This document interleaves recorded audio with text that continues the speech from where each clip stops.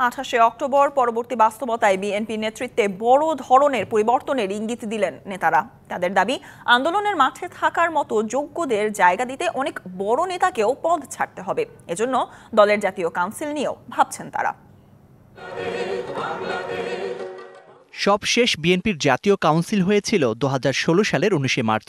পরের সম্মেলন কবে, এই প্রশ্নের সদুত্তর দলের নেতাদের কাছে না থাকলেও নেতৃত্বের পুনর্গঠন চান তারা। পদ একবার পেয়েছি আর একবার চলে যাবে। আমাকে তো আর 90 বছর পর্যন্ত একটা পদ দিয়া এই পদকে অবহেলার করার কোনো প্রয়োজনীয়তা নাই। যতক্ষণ পর্যন্ত আমার শক্তি সামর্থ্য আছে ততক্ষণ পর্যন্ত আমি পদের সদ্ব্যবহার করার জন্য যদি যোগ্যতা থাকে অবশ্যই আমাকে সে পদে রাখবে। সেখানে আমরা অবশ্যই আমাদের দলের হাইকমান্ড চিন্তা করছেন, অচিরেই দলের কাউন্সিল করার একটা চিন্তাভাবনা তাদের মধ্যে আছে। দলের কোন পর্যায়ে আসবে বড় পরিবর্তন, আর তাতে যোগ্যতার মানদণ্ডই বাকি প্রশ্ন ছিল নেতাদের কাছে।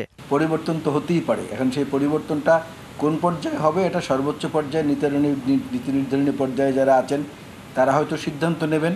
আমাদের পরামর্শ এবং সুপারিশ যেটা থাকবে সেটা হলো দলের জন্য যাদের ত্যাগ তিতিক্ষা এবং যারা বেশি ক্ষতিগ্রস্ত হয়েছে, নেতৃত্বের গুণাবলী সম্পন্ন এরকম মানুষদের, তাদেরকে যেন একটু ভালোভাবে সম্মানিত করা হয়।